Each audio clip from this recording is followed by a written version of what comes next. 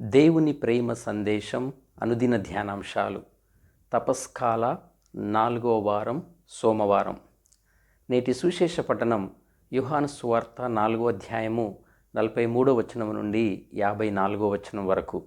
నేటి ధ్యానాంశం ఉద్యోగి కుమారునకు ప్రభువు స్వస్థతను చేకూర్చటం. ముందుగా యోహాను సువార్త 4వ అధ్యాయము 53వ వచనాన్ని ఆలకించుదాం. ఆ ఉద్యోగి అతని కుటుంబము యేసును విశ్వసించిరి. యోహాను సువార్త ప్రకారం ఉద్యోగి కుమారుని స్వస్థత యేసు చేసిన రెండవ అద్భుత చిహ్నం. మొదటిది కానాను పల్లెలో నీటిని ద్రాక్షారసముగా మార్చటం. స్వగ్రామమైన నజరేతులో నిరాకరింపబడిన తరువాత యేసు యెరూషలేమునకు పాస్కా పండుగకు వెళ్ళారు. అక్కడ నుండి గలిలయ ప్రాంతమునకు వెళ్ళాడు. అచ్చటి ప్రజలు యేసును ఆహ్వానించారు. ఎందుకంటే యెరూషలేములో ఆయన చేసిన అద్భుత కార్యములన్నీ వారు స్వయముగా చూశారు. గలిలయలోని కానాను అను పల్లెకు యేసు తిరిగి వచ్చారు. కఫర్నాములో నివసించే యూదుడైన ఒక ప్రభుత్వ ఉద్యోగి, బహుశా హెరోదు కొలువులో ఉద్యోగం చేస్తూ ఉండేవాడు కావచ్చు. యేసు యూదయ ప్రాంతము నుండి గలిలయలోని కానాపల్లెకు తిరిగి వచ్చారని తెలుసుకొని ప్రాణ సంకటంలో ప్రాణాపాయ స్థితిలో పడియున్న తన కుమారుని తన ఇంటికి వచ్చి స్వస్థతపరచవలసిందిగా ప్రభువును ప్రార్థిస్తూ ఉన్నాడు. యేసు మొదటిగా మీరు సూచనలు మహత్కార్యములు చూచిననే తప్ప విశ్వసింపరు అని చమత్కారంగా పలికారు. ఈ మాటలు యేసు యూదులందరినీ ఉద్దేశించి, ముఖ్యముగా పరిసయ్యులను ఉద్దేశించి పలికారు. ఎందుకంటే యేసు ఎన్నో అద్భుత కార్యములు చేసినను వారు ఇంకా గురుతులను సూచనలను అడుగుతూ ఉన్నారు. కేవలము ఇటువంటి గురుతులపై ఆధారపడకూడదు అని ప్రభువు వారిని హెచ్చరిస్తూ ఉన్నారు. ఎందుకనా చెడు శక్తులు కూడా తప్పుడు గురుతులుగా అద్భుతాలు చేయగలవు అని తెలియజేయుచున్నారు. చూడక విశ్వసించువారు ధన్యులు అని యేసు స్పష్టం చేస్తూ ఉన్నారు. కానీ యేసు మాటలకు ఆ ఉద్యోగి నిరాశపడలేదు. అతని విశ్వాసముతో మరలా ప్రభువు నా కుమారుడు చనిపోకముందే రండు అని వేడుకుంటున్నాడు. అప్పుడు యేసు నీవు వెళ్ళుము, నీ కుమారుడు జీవించును అని అతనితో చెప్పారు. అతడు యేసు మాటను నమ్మి తిరిగి వెళ్ళాడు.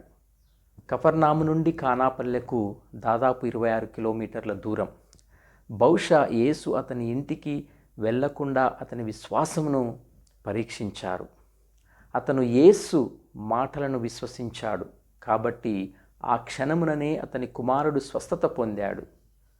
ఇతర యూదుల వలె అతడు యేసును ఎలాంటి సూచన కానీ గురుతు కానీ మహత్కార్యమును కానీ అడగలేదు. తన కుమారుడు ఎలా స్వస్థత పొందుతాడు అని కూడా అడగలేదు. అదే అతని విశ్వాసమునకు సూచన. ఆ విశ్వాసమే అతనిని ముందుకు నడిపించింది. అతడు మార్గమధ్యమున ఉండగానే అతని సేవకులు ఎదురై నీ కుమారుడు స్వస్థుడైనాడు అని చెప్పారు. నీ కుమారుడు జీవించును అని యేసు పలికిన ఆ క్షణముననే తన కుమారుడు సంపూర్ణ స్వస్థతను పొందాడు అని ఆ వ్యక్తి గ్రహించాడు. ఈ అద్భుతము వలన అతని కుటుంబము యేసును విశ్వసించింది. యేసునందు విశ్వాసము ఎంత ప్రాముఖ్యమైందో మనకి అర్థమవుతుంది. విశ్వాసము లేని చోట, విశ్వాసము లేని వారికి యేసు ఎలాంటి అద్భుతాలు చేయలేదు. విశ్వాసము కేవలము మన మాటలలో మాత్రమే కాకుండా మన చేతలలో చూపించాలి. మనము కూడా ముందుగా యేసు మాటలందు దృఢమైన విశ్వాసాన్ని ఉంచాలి. ఆ ఉద్యోగి యేసు మాటలను నమ్మి తిరిగి ఇంటికి వెళ్ళాడు. యేసును సంపూర్ణముగా విశ్వసించాడు. ఆ నమ్మకము, విశ్వాసం వలననే యేసు అతని కుమారునికి స్వస్థతను కలుగజేశారు.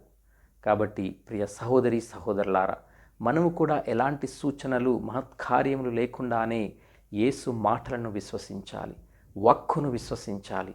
యేసు క్రీస్తునందు, ఆయన వాక్కునందు విశ్వాసం వలన మనం శాశ్వతానందమును పొందుతాము. ఎందుకంటే జీవము ఉండగా నన్ను విశ్వసించు ప్రతివాడు ఎన్నటికి మరణింపడు అని యేసు వాగ్దానం చేశారు. ఆవగింజంత విశ్వాసము మనకు ఉండిన ఎడల మనకు అసాధ్యమైనది ఏదియూ ఉండదు అని యేసు వక్కానించాడు.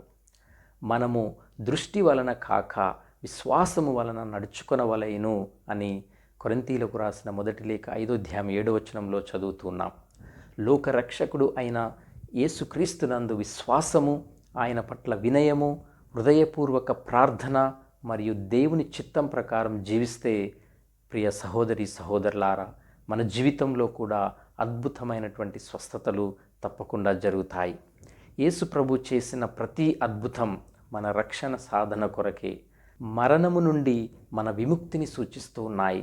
ఈ లోకము నుండి పరలోకం వైపునకు మనలను నడిపిస్తూ ఉన్నాయి. యేసు మాటలు శక్తి కలవి, అధికారము కలవి. వాగ్దానము చేసిన వాక్కు తప్పకుండా నెరవేరుతుంది. యేసు వాక్కు వలన కుమారుడు స్వస్థత పొందడం మాత్రమే కాక ఆ కుటుంబమంతయు యేసును విశ్వసించింది. యేసు వాక్కు మన జీవితాలలో, కుటుంబాలలో మార్పు తీసుకుని వస్తుంది. మనలను ఆధ్యాత్మికంగా బలపరుస్తూ ఉంది. మన అల్ప విశ్వాసాన్ని దృఢపరుస్తూ ఉంది. క్రీస్తునందు ప్రియ సహోదరి సహోదరులారా, నేటి నుండి మనము సువిశేష పఠనాన్ని యోహాను సువార్త నుండి వింటాం. యోహాను సువార్త యొక్క ప్రధాన ఉద్దేశం ఏమిటంటే, యేసు దేవుని కుమారుడైన క్రీస్తు అని విశ్వసించుటకును, ఈ విశ్వాసము ద్వారా ఆయన నామమున మీరు జీవము పొందుటకు ఇవి రాయబడి ఉన్నవి అని 20వ అధ్యాయము 31వ వచనంలో స్పష్టం చేయబడి ఉంది. ప్రియ సహోదరి సహోదరులారా, నేడు మనము నేర్చుకోవాల్సినవి, విశ్వాసమునకు గల శక్తిని మనం గ్రహించాలి. మనకు నిజమైన విశ్వాసం ఉంటే మన జీవితాల్లో కూడా అద్భుతాలు జరుగుతాయి. అలాగే ప్రార్థన, తన కుమారుని కోసం ఆ వ్యక్తి యేసును వేడుకున్నాడు కనుక ప్రార్థన ద్వారా మనము దేవుని సహాయాన్ని పొందవచ్చు. అలాగే దేవుని యొక్క వాక్కు శక్తి కలది. యేసు మాటలు స్వస్థతను తెచ్చాయి కనుక దేవుని యొక్క వాక్యము మన జీవితాలను మార్చగలదు.